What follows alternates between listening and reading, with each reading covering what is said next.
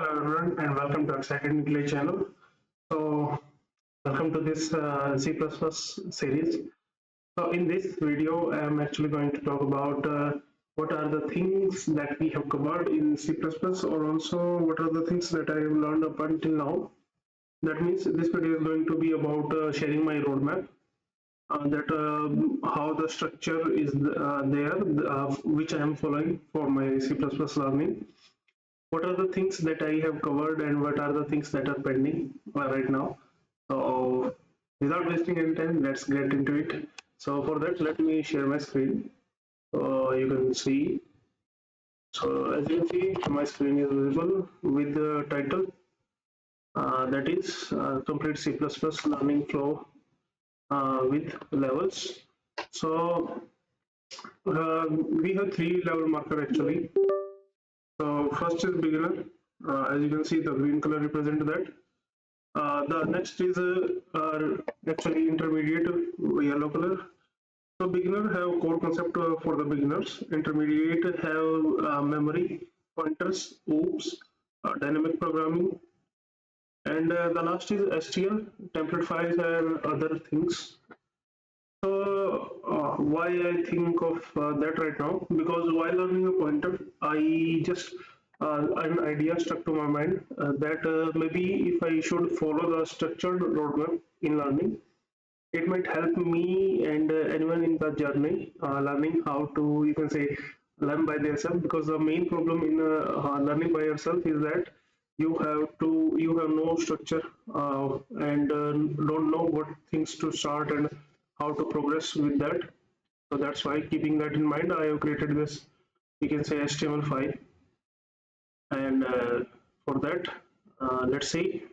So these are the thing actually we have covered. That means we have covered the introduction, why, what is C++ and why we are using that. Also we have covered this first program. So about the compiler setup and you can say the first setup video of C++, I skipped that because there are various videos and I don't believe there is any learning outcome from that. So next is basic syntax. So we have a video which covers actually this, that means how a basic C++ program look like and what every component actually shows. Also, we have seen this using namespace commands, also multi-line comments also we have seen.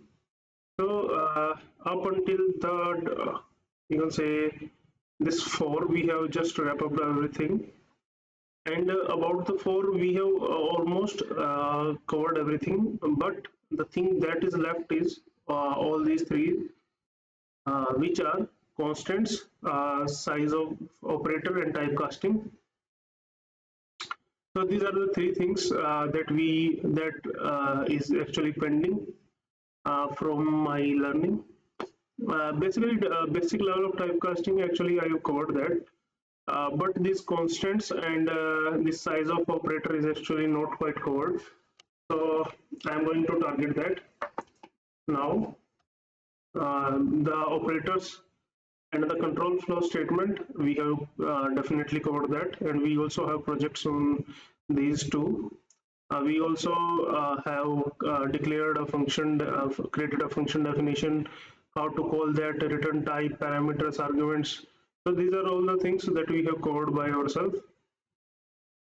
Now, the only things that we need to touch is we have to brush up this argument concept to actually remind of what these are. And other things that we have left is call by value.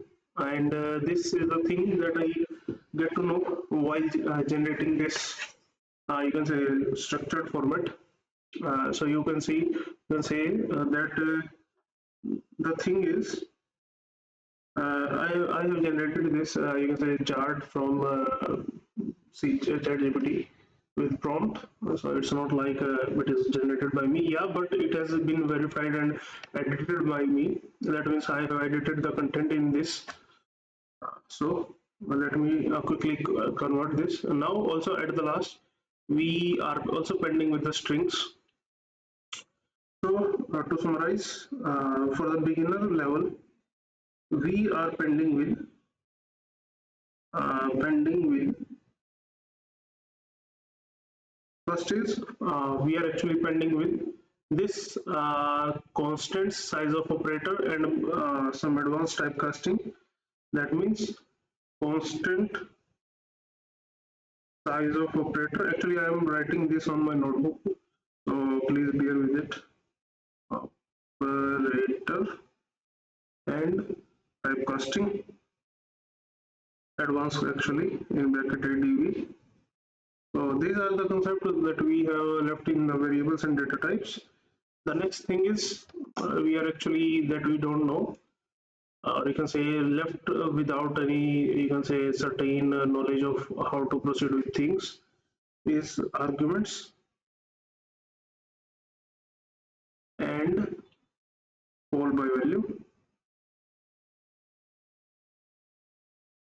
And the last thing that we have been left with is actually strings. So these are the things actually that we have not covered in the basics yet.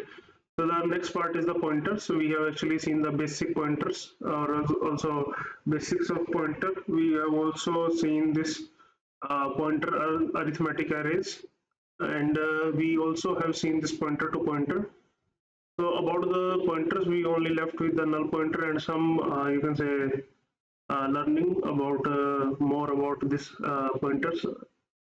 And the next thing that we need to do after the covering the pointers references, then we have to cover the structures and unions. At last, in the intermediate category, we are finally up to the dynamic memory location. That means a new delete dynamic arrays. Now finally coming to the advanced topic after completing all this. In this we actually have a modern C++ and OOP concept, basically object oriented programming. And in the OOP programming actually we have a few things like classes and object, which is actually quite, you can say, predictable.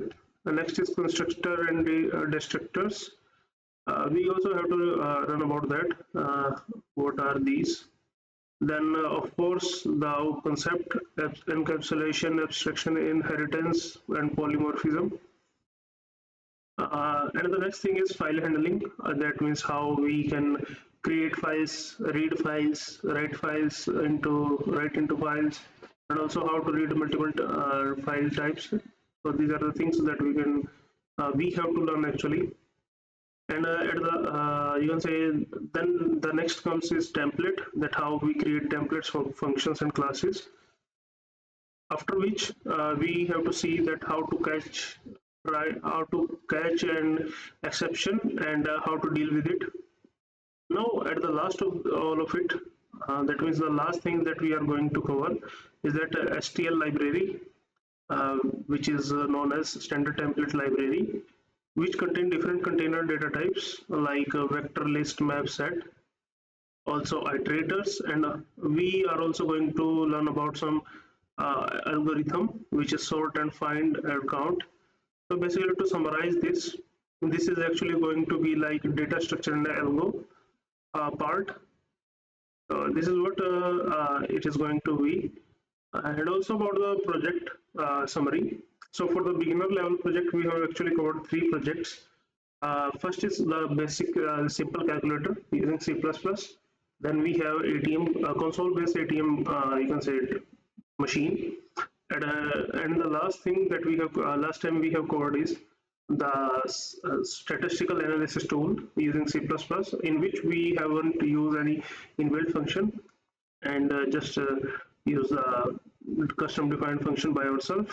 And the next is intermediate level. So I can't say about the intermediate and advanced level because I have not read about that, but these are more like built up from the beginner level. And these are actually the thing that ChatGPT written is that to learn a language you have to do unique 24 unique project actually. So it's not like a fixed number, that's why we have approximate sign.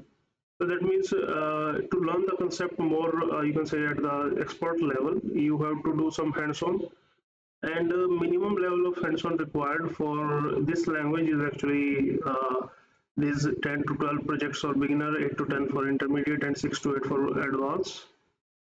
These are the things that we have done. Also, the next things that covers in it is actually the topic wise, you can say structure of all the map that we have seen.